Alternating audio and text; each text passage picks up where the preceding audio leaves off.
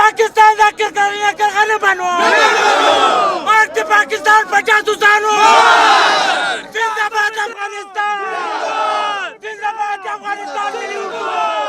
لاریون کوونکو چې مرګ په پاکستان موږ د ملي ځواکونو ملاتړ کوو او موږ د ډیورن فرضي کرښه هیڅ کله په رسمیت نه پیژنو شعارونه ورکول په دولت غږ وکړ چې د ډیورن فرضي کرښې پریکړه د ولسونو حق دی نه د دولت. د ډیورن کرښېړنه کرښه ده چې دا په هیڅ شکل باندې موږ ته د منلو وړ نه ده نه یې منو. هغه چارواکي او هغه د ولسي جرګې استازي او ولسونه چې هغوی غوښتنه د دې کوي چې د ډیورن کرښه په رسمیت باندې وپېژندل شي دا د ولسونو مسله ده دا به ولسونه حلوي. موږ دغه ډول استازو ته دغه ډول چارواکو ته د دې اجازه نه ورکوو چې زموږ د مملکت په سرنوشت باندې د لوبې وکړي. دا د افغانستان د ولسونو کار دی. د دې پریکړې حق د افغانستان ولسونه لري نه د سیمې یو استازی لري چې وکیل لطیف پدرام نومېده.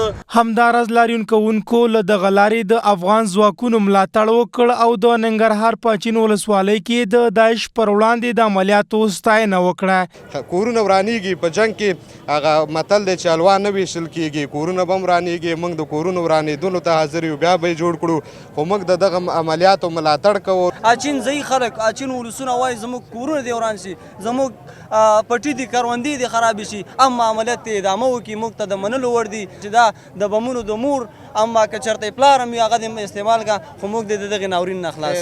دغه غبرګونونه په داسې حال کې راپورته کیږي چې څه موده وړاندې د ملي کنګرې ګوند مشر لطیف پدرام ویلي و چې ډیورن فرضي کرښه د افغانستان او پاکستان ترمنځ رسمي پوله ده. لطیف پدرام دغه خبرې په داسې مهال کې کوي چې د هیواد له درې ګونو قواو څخه د یوې یعنې ولسي جرګې غړی هم دی.